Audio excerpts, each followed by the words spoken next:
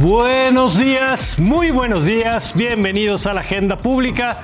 Yo soy Mario Campos y les saludo con mucho gusto en este domingo 6 de octubre, en el que saludo a mi querido Javier Tejado. Hola, muy buenos días. Javier Tejado, analista político, director de cámaras también. ¿Cómo estás, Javier?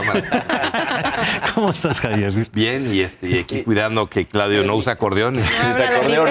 Hay una discusión antes del arranque de la mesa sobre el acordeón de Claudio Flores. ¿Cómo estás, Claudio? Muy contento de estar aquí con ustedes y compartir mesa completa en la agenda pública. Es un prompter, es mi prompter, beta, digamos, sí, versión versión artesanal. atómica. Versión artesanal. ¿Cómo estás, querida Maite? Bien, Mario, muy contenta de estar con ustedes. Bien, bueno, pues yo contento de que estén aquí los tres, por supuesto.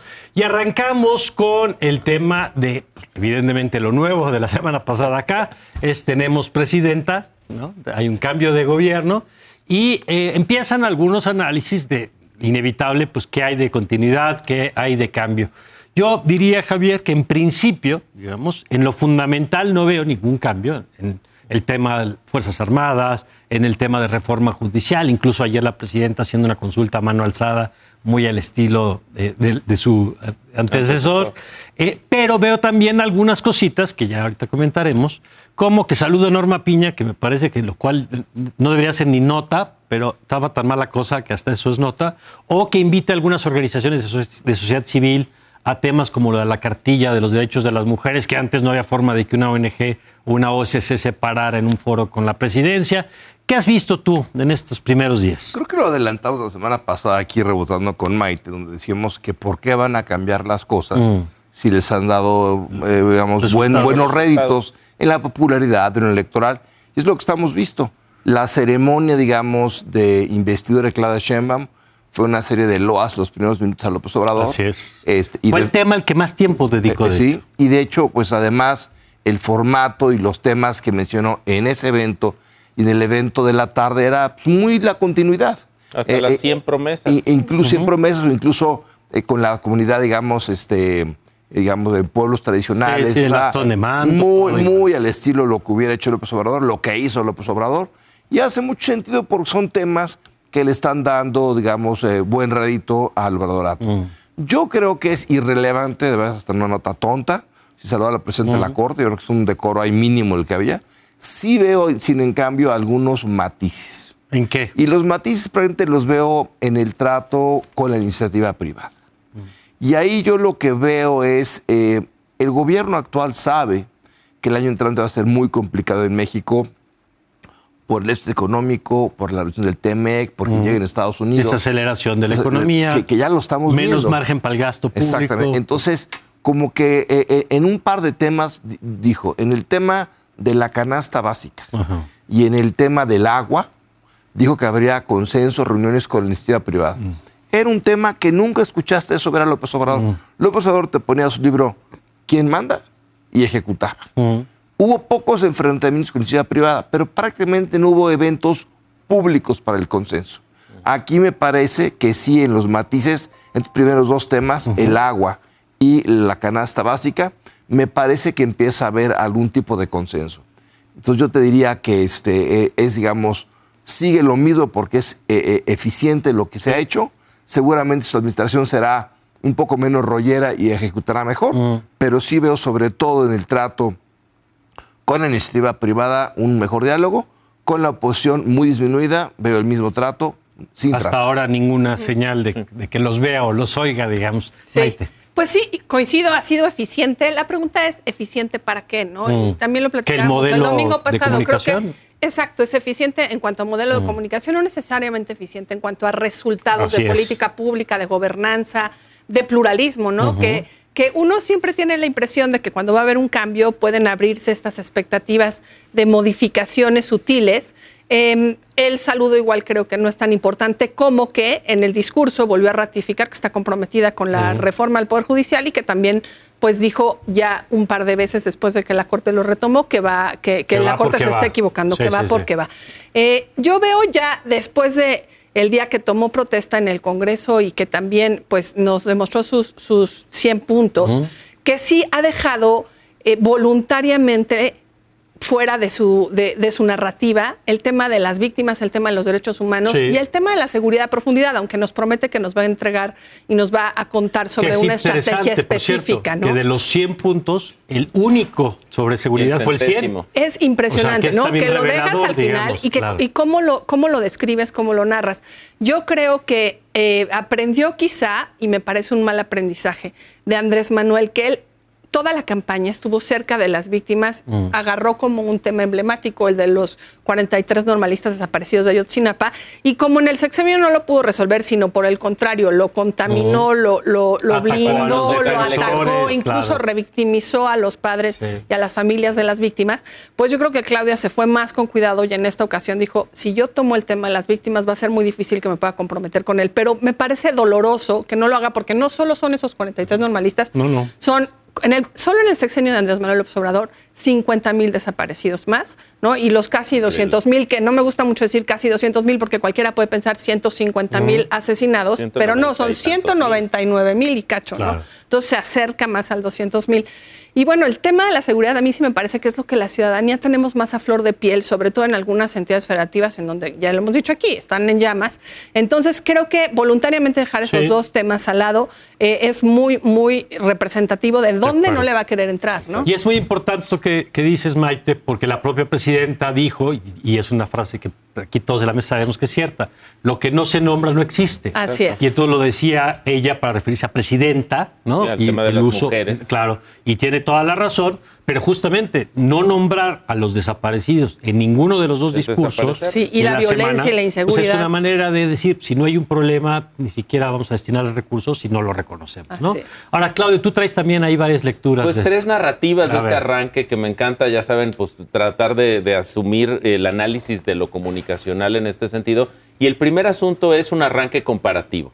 Es increíble cómo hoy, parte incluso de lo que estamos discutiendo aquí, no podemos evitar hacer la comparación entre el expresidente y la presidenta. ¿Qué hubiera hecho Andrés Manuel López Obrador ante esta situación? ¿Qué hubiera dicho? ¿Cómo se hubiera expresado? ¿Cómo hubiera reaccionado? Y estamos todo el tiempo evaluando similitudes y diferencias con, digamos, la gestión anterior y en ese sentido evaluamos también la independencia, la autonomía, ¿no? de Claudia Sheinbaum. Eso es interesante como primer relato. Y el segundo relato es este asunto de los vigilantes de la diferencia. Es increíble porque todo el mundo estamos vigilando en que es distinto, ¿no? Pero la paradoja está en que, digamos, estamos viendo si cualquier cambio de manera de decir las cosas, de hacer las cosas, de reaccionar ante temas que sabíamos que si era organizaciones de la sociedad civil, el presidente iba a decir, no iba a decir. Por ejemplo, le preguntan, sale el tema de la UNAM en la segunda mañanera y no se le lanza encima a la UNAM ni la acusa de neoliberal. Claro. Y entonces algunos decimos, mira, ya hay aquí un punto distinto. Bueno, se agradecen los matices. Yo creo que sí hay que reconocerlos, ¿no? Se agradecen que sean matices. Porque la barra está tan baja, Maite.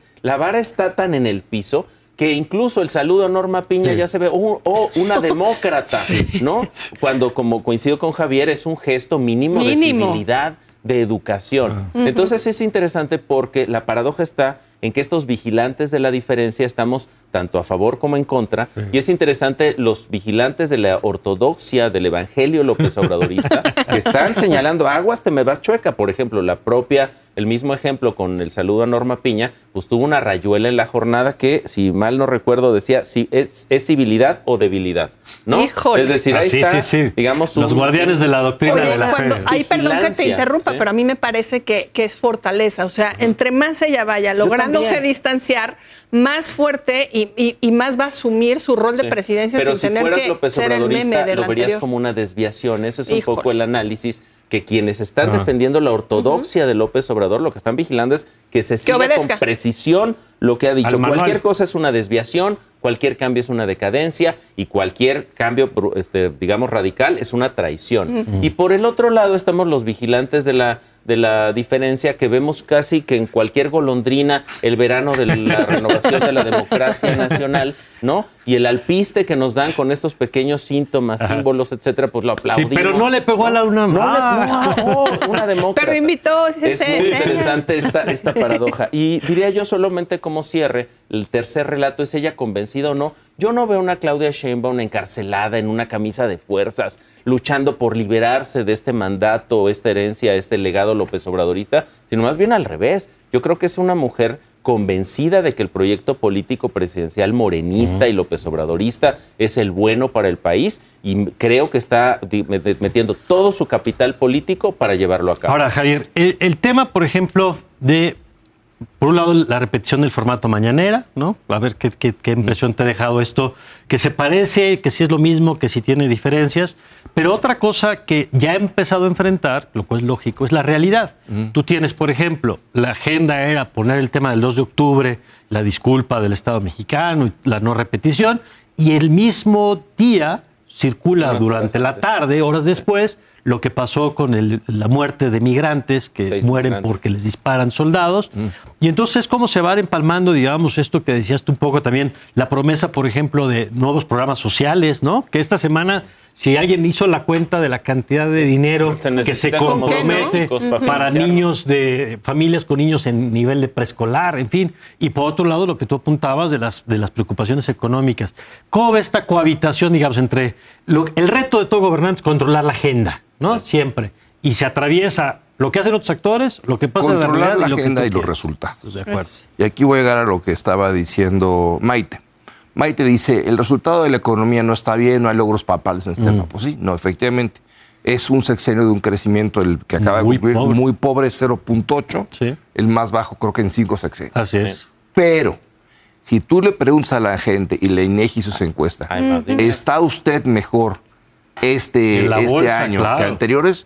Todo, el 60% dice que sí lo está mejor. Entonces, lo que hemos hecho es, han hecho una serie de medidas que la economía nacional no ha despegado, pero que la economía de mucha gente, vía programas sociales, vía obra, les ha ido mejor. Y eso es un instrumento electoral.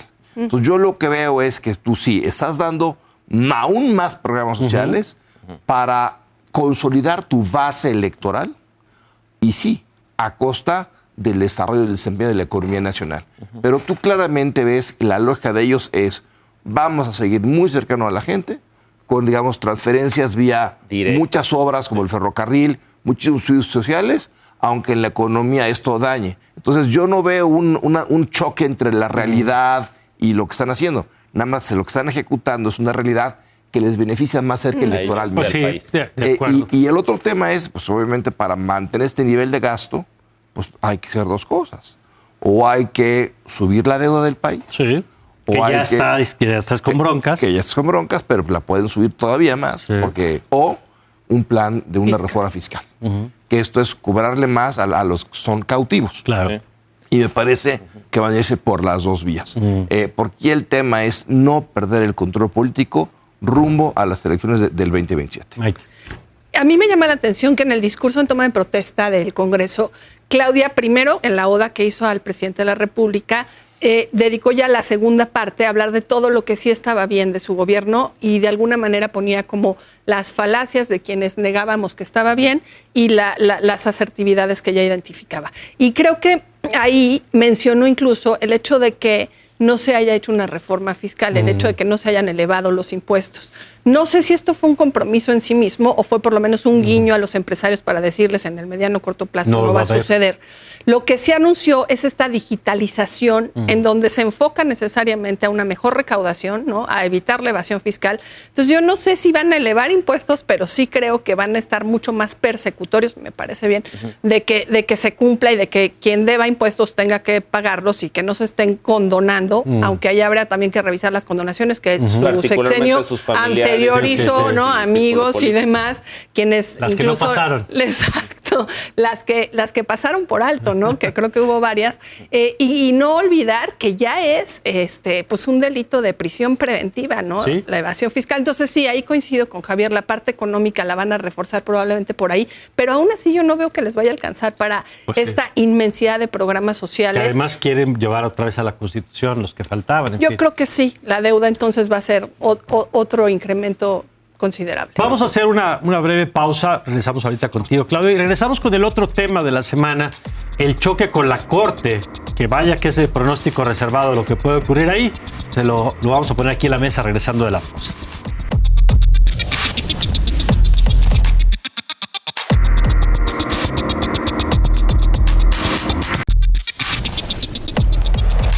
Ya estamos de regreso y nos quedamos contigo, Claudio, en este tema de la lucha por la agenda y sus primeros capítulos, digamos, con las mañaneras. Digamos, esta parte del análisis comunicacional, simplemente decir que yo creo que la presidenta Claudia Sheinbaum va a seguir la misma estrategia de defender una realidad alterna a la realidad, digamos, nacional, defenderla clara y contundentemente en su comunicación. Un ejemplo en su toma de protesta, cuando dice, están equivocados, ¿no? Aquellos que piensan que la adscripción de la Guardia Nacional a la Sedena es militarización, que es una frase... Es militarización, pues, ¿no? Pero ahí está la defensa. Y diría yo, entonces las mañaneras parecen prefigurarse como que seguirán siendo el ritual comunicacional y de gobierno para tratar de controlar la agenda, y veremos si ella puede, digamos, controlar esta agenda igual que lo hacía López Obrador. ¿Dónde lo vamos a ver? En la aprobación presidencial. Nada más agregar una cosa que me llamó la atención. Empieza a haber una comunicación de gobierno distinta en que vemos secretarios dando entrevistas, vemos secretarios dando conferencias de prensa. Ya no una vocería única. Eso que es normal,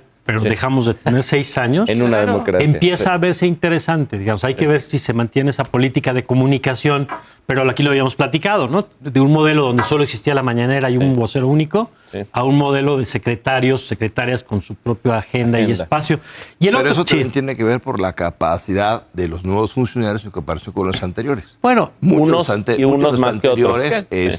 Eran incapaces de dar una rueda de prensa, una entrevista. Ahí estaba la Secretaría de Educación Pública. Hay mucho más capacidad en promedio del nuevo gabinete. Y que los puedan dejar, porque otros ya estaban, pero no los dejaban, ¿no? O sea, un Ebrard, Bárcena, de la Fuente, que estaban ahí, nunca los vimos el sexenio pasado, ¿no? A ver, Javier, el tema de la Corte. ¿Qué es lo que pasó, lo que decidió la Corte esta semana, que generó esta tensión con la presidenta y con el presidente del Senado y con toda esta discusión? El Consejo de la Judicatura y la Corte definieron 2 cosas esta semana. El Consejo, que también es presidido por Norma Piña, definió que hasta el 11 de octubre puede seguir la huelga, porque de facto están en huelga todos los trabajadores y jueces, y que se les va a seguir pagando cuando no hasta el 11 de octubre. Okay.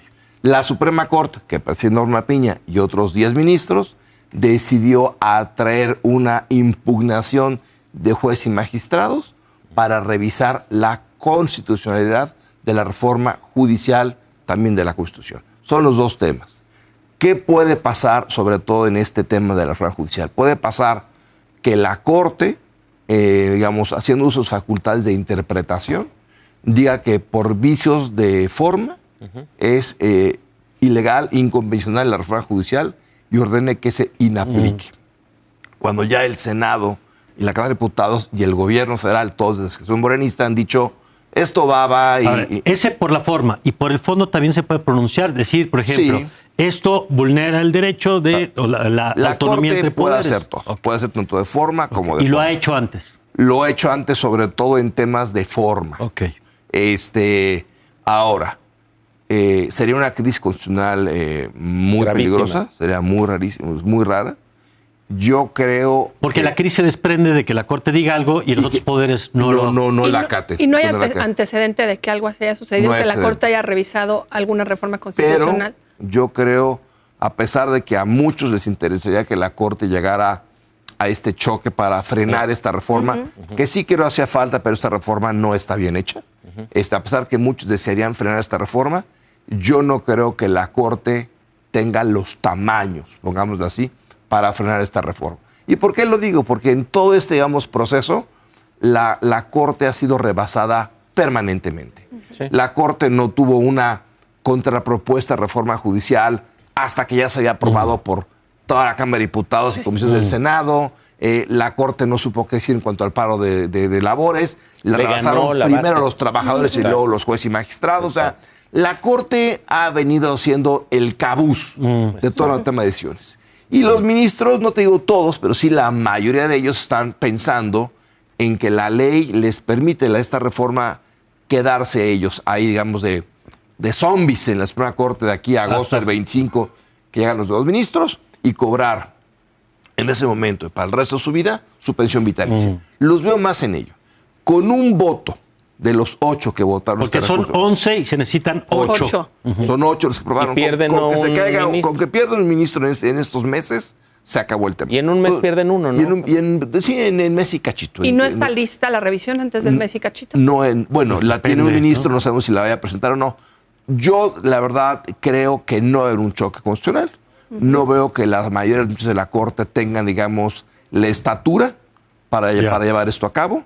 Por lo tanto, va a haber ruido, pero no creo. Lo que sí veo es a los jueces y magistrados y a la base, digamos, rebasando una vez más al Poder Judicial Federal y sí, como vienen dando suspensiones de amparo, juicios de amparo, que quizás atoren esta reforma de por sí muy compleja de hacer en el INE. Eso puede pasar a nivel jueces y magistrados, pero no lo veo en las pruebas. Ahora, Maite Javier nos hace un análisis desde el punto de vista de abogado. Ahora, desde el punto de vista politóloga, ¿cómo ves esto? Porque a mí me parece inusual dos poderes prácticamente desconociendo al tercero, incluso regateándole la legitimidad bajo esta premisa de que por nosotros sí votaron electos, y ustedes no los votaron, como si el poder del Poder Judicial solo pudiera provenir del voto, digamos, o fuera la única fuente de legitimidad, cosa que sabemos no es así, evidentemente. ¿Cómo estás viendo esto? Pues mira, yo veo que hay quiebres previos a esto. Uno de ellos, la sobrerepresentación llevada al 74%. Creo que ya te dice, oye, pues votados todos y de esa manera, quién sabe. Creo que la Corte tuvo ahí una oportunidad de entrarle. Y agrégale, perdón que te interrumpa, después de la sobrerepresentación tampoco les alcanzaba. Cuando dicen, es que fue compraron 4 senadores. No es cierto, y presionas, haces coacción, ¿no? Lo que creo es que la crisis no es constitucional todavía, ojalá no lleguemos a esa crisis constitucional, pero sí es una crisis de desequilibrio de poderes que se está notando ahora que la Corte dice, pues ahora yo lo reviso, como una reacción revanchista quizá. Habrá quienes pensemos, era necesario que hubieran reaccionado antes, sí, pero ahora pues no te queda tampoco quedarte con los brazos cruzados. Entonces, la verdad es que lo que yo esperaría es que sí la Corte haga esta revisión quizá en un tiempo récord, en un mes y medio. Ojalá esos 8 votos estuvieran listos. Entiendo a lo que entraríamos, pero quizás es el único freno de mano. No veo otro freno de mano para la reforma judicial. Aunque probablemente es el INE el que diga, esto no opera, ¿qué haces? ¿Regresas esa inoperación al legislativo? O sea, creo que tiene que haber algo al más alto nivel que lo detenga. Y que permita una salida. Y el INE probablemente no sea ese freno de mano. Puede ser un freno que esté dando aviso. Menos el INE de Guadalupe Tadei. ¿No? ¿Perdón? Salida porque el electorado votó por esta reforma.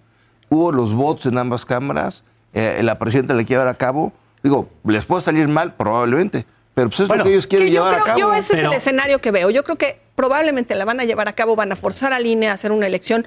Ojo, a mí me preocupa más este comité de evaluación del que Claudia habló también en su discurso en el Congreso.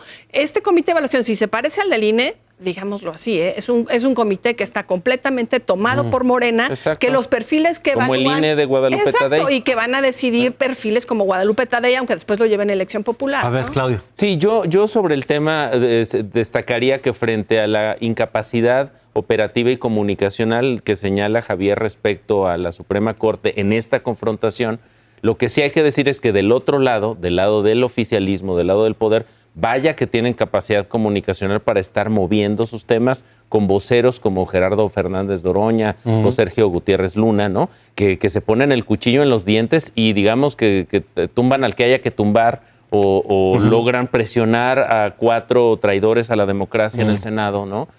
Para tener esos votos. Es decir, lo que hay, esa incapacidad o contundencia que señalas, Javier, yo lo veo del otro lado total y absolutamente contundente. Entonces, pues, un escenario donde... Y hay una discusión, perdón, Claudio, ahí también un poco teórica, pero me parece relevante, de si el Poder Judicial puede en algún momento valorar las decisiones, porque si esto pasa así, o sea, si la Corte al final no revisa nada, abre la puerta no solo para esta reforma, sino para que cualquier reforma, mientras tenga los votos, no importa lo que sea, no habría Poder Judicial que lo pueda revisar. Ese también es parte del debate de fondo, ¿no? Es parte del debate, pero hay que recordar que hasta ahora tiene Morena los votos para reformar la Constitución, las 2/3 partes de cada Cámara y la mayoría de los congresos estatales. Y con eso, hoy y siempre, se reforma la Constitución. Y nunca ha habido, como decía Maite, una interpretación de una norma constitucional. Entonces, ahora queremos ir con los teoría del derecho alemán, que no sé qué. Suena muy bonito, no va a pasar. Bueno, ¿qué ves? Por cierto, nada más para consignarlo, ayer empezó Clara Brugada también en la Ciudad de México su gobierno, ¿no? Así es. Repitiendo algunos de los símbolos desde el bastón de mando, el discurso, pero bueno, se va completando, digamos, ya el nuevo mapa faltan algunos gobiernos estatales, pero estamos viendo cómo se va materializando, digamos, el resultado de las elecciones. Sí, yo creo que, bueno, pues también es la extensión de la presencia de Morena en la Ciudad de México, con algunos aciertos que yo creo que tuvo Claudia Sheinbaum en su gobierno, que reafirmó Martí Batres, pero también con varias debilidades, sobre todo en términos de seguridad, ¿no? Ya tendremos oportunidad de platicar sobre la Ciudad de México, Mario, más a fondo. De acuerdo, ya veremos. Sí, sobre las formas, pues me parecen muy pobres, ¿no? Este desfile de la realeza recién electa, Clara Brugada, me parece que es un mal síntoma para una democracia y para un movimiento que quiere demostrar una cara que no sea y para el feminismo. No, bueno, para el feminismo, también. Pues además elegidas por qué? hombres, ¿no? Pues yo me imagino a estas como reinas de belleza que van, ¿no? La mano por cómo se llevó el un carrito de golf. En un carrito de golf. Vamos a ver también este nuevo gobierno. Sí, la verdad es que sí, así como muchos temas se cuidaron en la asunción de Claudia Sheinbaum, Se descuidaron en la ciudad. En el gobierno de la Ciudad de México se descuidaron muchísimo. Creo que la comunicación visual de ese evento fue muy pobre, fue muy mala. O sea, que creo que fue terrible, de hecho. Bueno, pues vamos a ver qué hace la oposición, porque hoy le hemos dedicado, obviamente, los bloques. No existe. No, creo que es la primera vez que se menciona en la mesa. ¿Quién? La oposición. ¿Qué? ¿La qué? ¿La opoqué? Bueno, pues vamos a ver, porque siguen siendo actores en el país, dentro y fuera del Congreso, que no acompañan ese proyecto y que vamos a ver pues, cómo se van manifestando, ¿no? Ya sea el sector privado y otros actores, otros países. Vamos a ver. Y por cierto, en un mes ya hay también presidente o presidenta en Estados Unidos, que también es una variable que habremos de analizar cómo impacta acá. ¿Quién va a ganar? Gracias. Ya no sé. Yo pensaba que Kamala Harris. Yo creo que va a ganar Trump y rudo, ¿no? pues sí. Ya no sé tú. Yo pienso que va a ganar Kamala. ¿Sí? Maite. Quisiera Cerrado. que ganara Kamala. Yo también, pero ya ahorita a ver si Mauricio Mechulam nos da un poco de luz. Exactamente. Gracias, Claudio. Gracias. Un Gracias, placer Maite. estar Vamos a aquí. una pausa y enseguida regresamos. Marta Lamas y Mauricio Merino. Y más adelante, Mauricio Mechulam, como todos los domingos. Ya volvemos.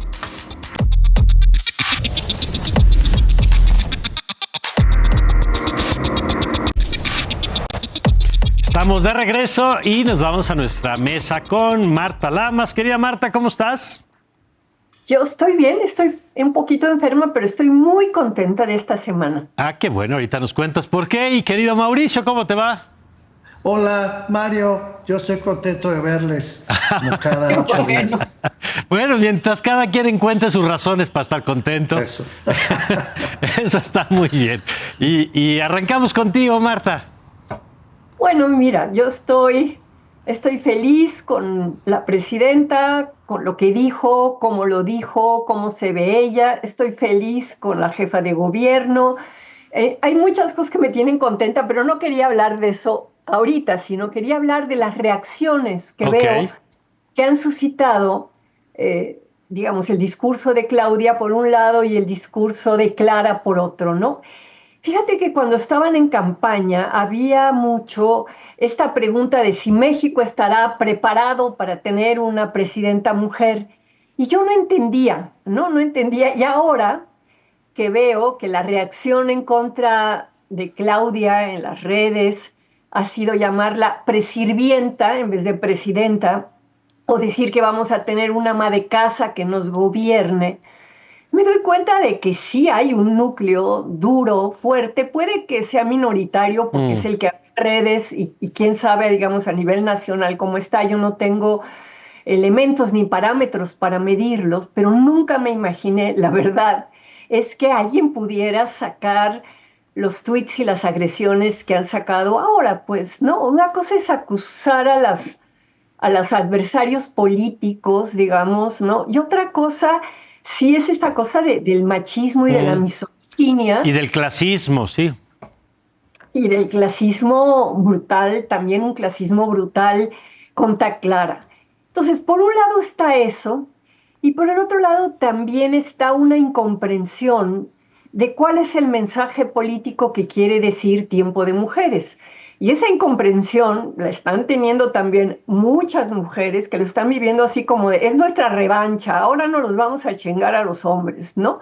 Y ese no es para nada el sentido de lo que han planteado Claudia y Clara. O sea, ellas lo que están planteando es durante muchísimo tiempo la problemática estructural de las mujeres, que pasa mucho por esta doble carga de trabajo en la casa, por el trabajo de cuidado, por lo que eso impide entrar a ciertas oportunidades y accesos de otro tipo de cosas de la vida pública, ¿no?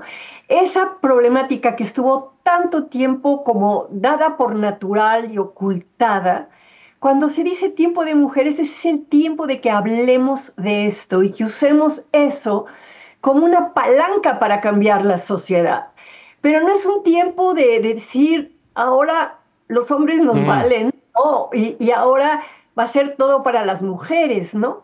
Entonces, a mí me pareció muy estratégica la manera en que Claudia dijo, no llego sola, llegamos todas. En el feminismo hay un concepto que lo echó a andar una feminista de la India, Gayatri Spivak, que es el esencialismo estratégico.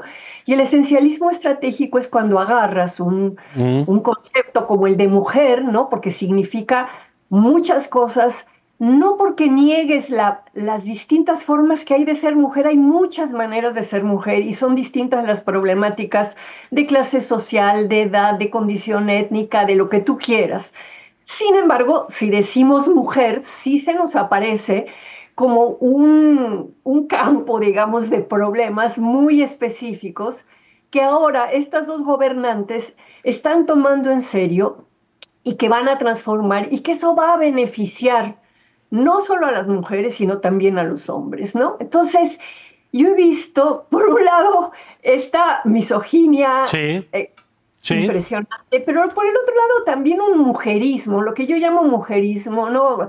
Revanchista de ahora es nuestro tiempo, que se aleja tanto, digamos, de la propuesta política que están haciendo Claudia Sheinbaum y Clara Brugada, cada quien con sus estilos y con sus proyectos, digamos, pero en la misma dirección. Pues, y a mí me parece importante, digamos, ponerlo a discusión como una oferta, ¿no? Las dos cosas, los dos extremos, la misoginia y el mujerismo, son igual de nefastos. Y me detengo en el primer punto, Marta, porque así como la presidencia de Barack Obama no acabó el racismo en Estados Unidos, claro, pues la presidencia de Claudia Sheinbaum no acabará el machismo. Claro. Y al revés, es interesante cómo a veces exacerba. Yo creo que es minoritario. He leído también esas expresiones que me parecen terribles, ¿no? Preocupantes. Sí. Hemos visto que muchas veces, tú lo has contado en muchos otros temas, cuando avanza una agenda, la reacción se radicaliza, ¿no? Porque se siente amenazada. Y entonces vamos a ver seguramente, lamentablemente, más de estas expresiones que adviertes. Y creo que en el análisis político el reto es ver con qué vara discutimos y juzgamos, y que sea una vara en todo caso pareja, pues no, que no el machismo, que incluso algunos podemos de pronto sentir que no lo tenemos, pero a veces se refleja, ¿no? En algunos temas lo podemos tener muy interiorizado. Y yo siempre creo que... Perdón, Marta. Es la cultura, Mario. Entonces, claro, y habrá muchas cosas que criticar, estoy seguro, ya aquí mismo hemos señalado algunas desde este primer programa, pero habrá que tener cuidado con el clasismo y el machismo y el racismo. En esto. Y vamos ahora contigo, gracias Marta, y vamos contigo, Mauricio, porque ahorita que oía Marta pensaba que ahora es un poco Marta la macropolítica y tú la micropolítica, porque tú traes ahora una política específica de una cosa que dijo en específico Claudia Sheinbaum que puede afectar a un segmento en particular de trabajadoras y trabajadores del país. Pues un segmento de 2,5 millones de personas, de las que hemos estado muy pendientes, Mario, que son los repartidores, las repartidoras de plataformas digitales. Sí. Otra vez, Marta recordará que desde hace ya varios años, nosotros, en el movimiento en el que yo participo activamente, pues este tema ha sido muy, muy importante porque se trata de un sector como el de las trabajadoras del hogar, Mario, de personas marginadas de los derechos laborales básicos y por lo tanto del derecho a la protección social que el Estado debe ofrecer a todas las personas que trabajan, ¿no? Jubilación, guarderías, en fin, todos los servicios médicos, etcétera. Bueno, a mí me dio mucho gusto, la verdad, ahora comparto con Marta el gusto de que en uno de los compromisos que planteó la presidenta Sheinbaum en el Zócalo, dijo que este mes se va a presentar una iniciativa para por fin, ¿no?, darle validez al trabajo de las repartidoras y los repartidores formalmente. No sabemos todavía en qué consiste esa iniciativa de ley. Sinceramente yo no la conozco, pero me da mucho gusto que así sea, porque representará un avance relevante en materia de reconocimiento, insisto, de derechos laborales. Ahora, inmediatamente después de la presentación de la presidenta Sheinbaum, un grupo amplio, latoso, muy monsergoso, la verdad, que participa en nosotros, en nosotras, que se llama Ni un repartidor menos, dirigido por Saúl Gómez, se acordará Marta, y por Viridiana Ángel, que creó Ni una repartidora menos, con un fuerte acento feminista, por cierto, en este movimiento de repas. Ellos se dicen los repas, junto con muchas otras organizaciones que también protegen a personas repartidoras, formaron Repartidores Unidos de México, y ya te digo, se dice los repas. Y ellos han presentado desde hace rato un decálogo para tratar de regular con éxito su trabajo. ¿Qué les preocupa? En una nuez. Les preocupa que al ser reconocidos como trabajadores formales de las plataformas, pierdan la flexibilidad laboral que supone participar de esa labor. Muchos estudian, trabajan, atienden personas. O sea, no es un trabajo de 9 a 5, ¿sabes? No es un trabajo burocrático. Sí. Sino es un trabajo en el que ellas y ellos se conectan a las plataformas y trabajan por tiempo que las plataformas van registrando. De acuerdo. Están de acuerdo en que a partir de 30 horas laborales efectivas registradas, pues tengan derecho a todas las garantías del trabajo formal. Pero también piden que en caso de que no se llegue a las 30 horas, pues se reconozca, sin embargo, la flexibilidad y se les dé, por ejemplo, la posibilidad de tener seguros. Por eso se llama de un repartidor o de una repartidora menos, porque hay muchos accidentes durante los repartos, hay a veces acoso. Viri Ángel, de hecho, que la queremos mucho, ha sido objeto de acoso y hasta de agresión sexual cuando llegan mujeres a repartir cosas y algunos hombres locos pues intentan lastimarlas, ¿no?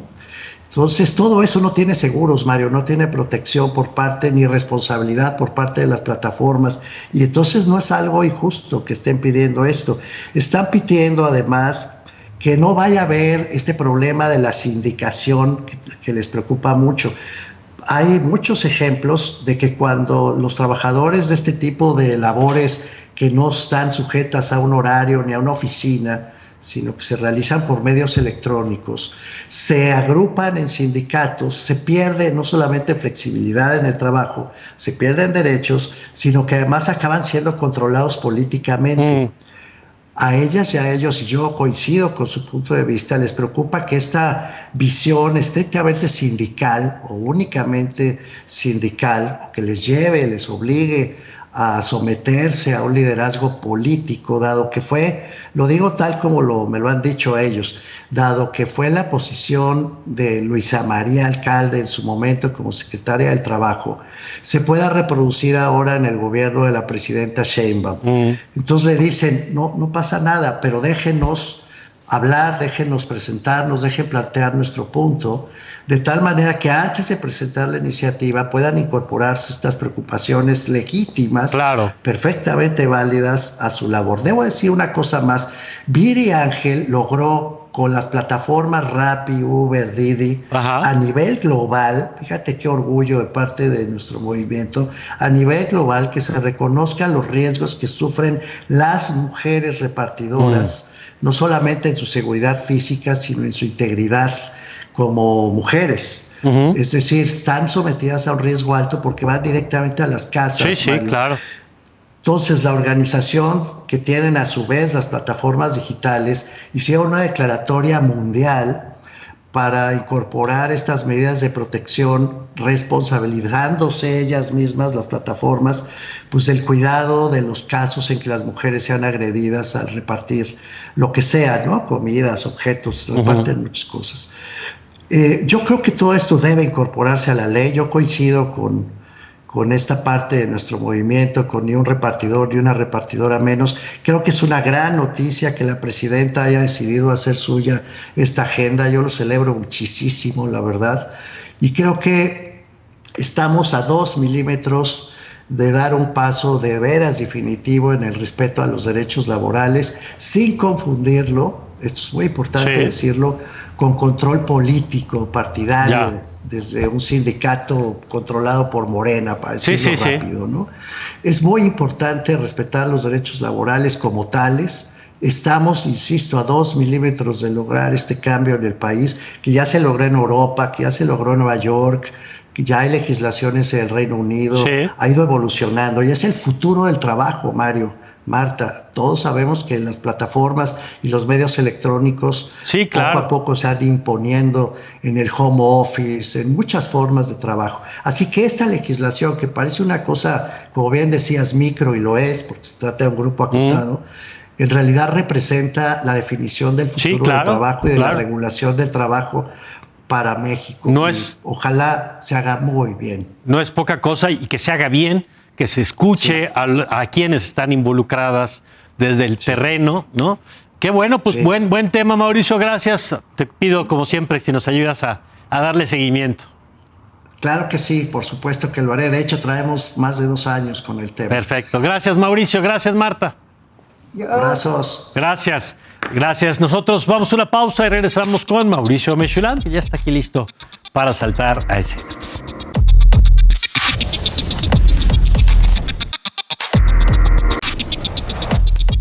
Ya estamos de vuelta con Mauricio Mechoulam. Querido Mauricio, ¿cómo estás?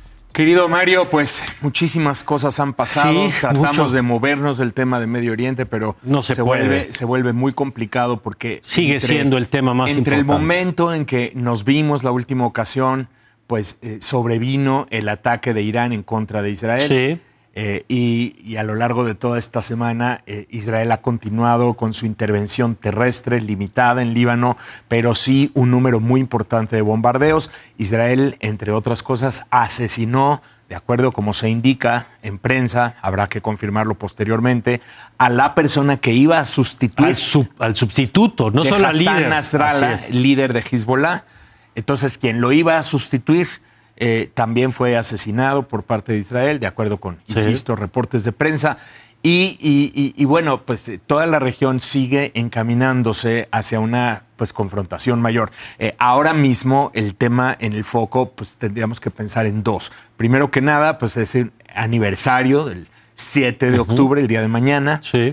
Un año después de los atentados terroristas de Hamas, de la Yihad Islámica, que desatan toda la situación que hemos visto en este momento y cómo se interconectan con el conflicto entre Israel, Hezbollah, Israel, Irán, Israel, los Houthis y otro tipo de actores en la región, que obviamente pues todo esto está marcando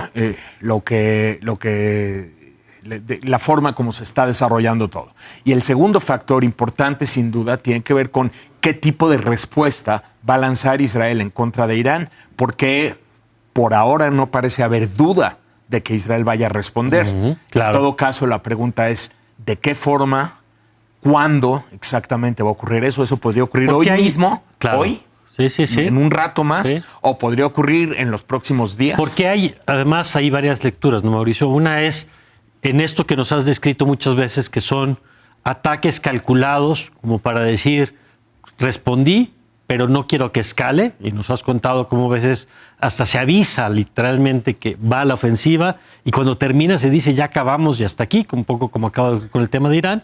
Y la otra que he visto, quien sostiene que en esta lógica de golpear a Hamas y de golpear a Hezbollah, este es el momento, siguiendo con la ofensiva que ha mostrado Israel, de dar golpes que cambien la capacidad de Irán también. Y todavía tienes que añadir un factor adicional, fíjate, el tema internacional. Es decir, cuál es la postura de Estados Unidos ante su proceso electoral frente a estas circunstancias. Entonces, primero, déjame decirte que efectivamente el ataque de Irán fue relativamente limitado, no en términos de lo que fue, sino en términos de lo que pudo haber sido. De acuerdo. Es decir, no genera un mayor número de muertes de civiles, ni tampoco de militares. sí muere un palestino, por cierto, en los territorios de Cisjordania por una fracción de misil que fue interceptado por el sistema Arrow. El tipo de daño que se ocasiona, Israel lo intenta minimizar. Estados Unidos dice fue un fracaso total. Pasados los días sabemos que no fue así, ¿eh? O sea, sí hubo un daño. Sí golpeó más de lo que se reconoció. Hay que entender que estamos hablando de 200 misiles balísticos. Luego la gente no comprende bien la diferencia. Un misil balístico sale de la atmósfera y reingresa a la atmósfera en unos pocos minutos, lo que da muy poco tiempo tanto a los sistemas de defensas como a las personas en Israel protegerse frente a un 15 ataque. minutos. Estás hablando de 15 minutos, pero además con una trayectoria y luego puede generarse un mayor nivel de precisión a la hora del aterrizaje. Entonces, se sabe que varios de los 200 que se lanzaron, la última cifra son 182, habrá que confirmarlo. Varios de esos 182 sí dieron en el blanco, pero el blanco fueron principalmente bases aéreas, bases militares, o sea, ese es el punto. Y oficinas de inteligencia, ¿no? Y oficinas de inteligencia. Irán intentó señalar que no buscaba golpear blancos civiles para no escalar, pero que sí tenía la capacidad de dañar la infraestructura militar y la infraestructura, en dado caso, energética de Israel si es que la guerra escala. De acuerdo. Entonces, esto tiene varias lecturas, ¿no? Del lado estadounidense, muy interesado en que el conflicto ya no escale, porque no conviene a los intereses de Biden, porque Biden está trabajando por un cese al fuego en toda la región, porque no conviene a Kamala Harris. En esta lógica, Estados Unidos dice, realmente fue un ataque fracasado.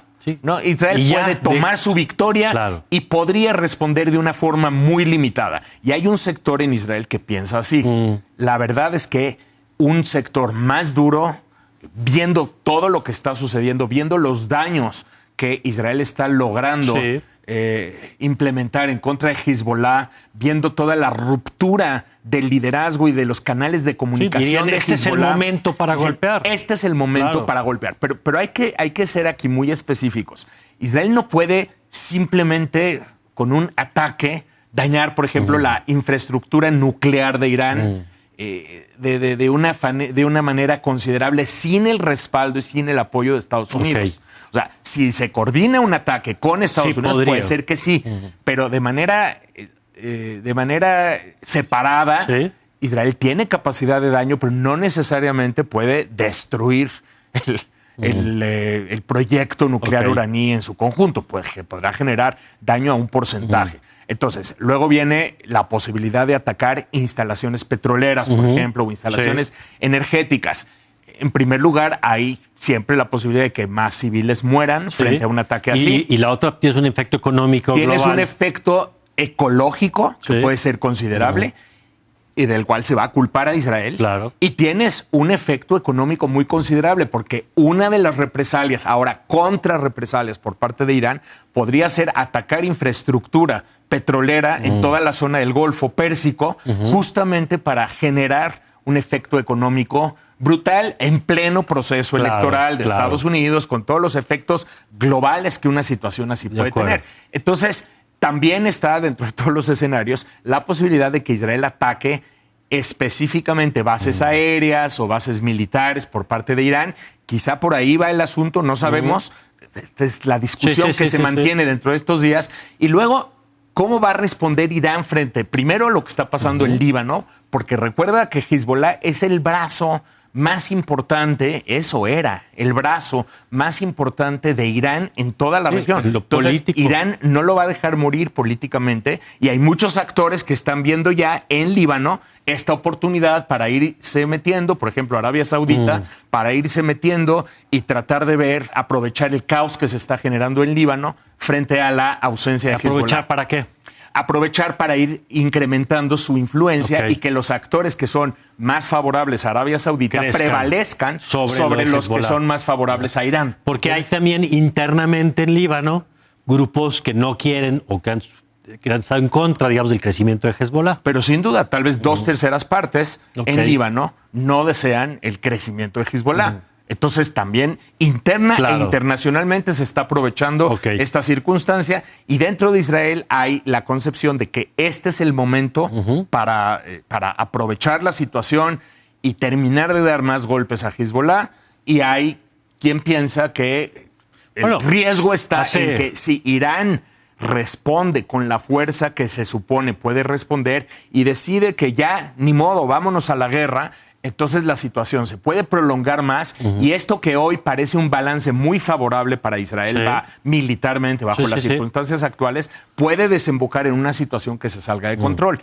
Entonces todo esto está siendo sopesado en estos días. Y todo eso se tiene que resolver, digamos, relativamente en los siguientes horas y días. Y la clave a mirar entonces ahora es el tamaño de la respuesta de Israel a Irán. Esa es la variable más importante en este momento. En este momento, el tamaño de la respuesta de Israel a Irán, yo diría las siguientes variables, ¿no? El tamaño de la respuesta de Israel a Irán, el factor Estados Unidos, de la capacidad que tenga la administración Biden para ir minimizando las tensiones bajo las circunstancias actuales.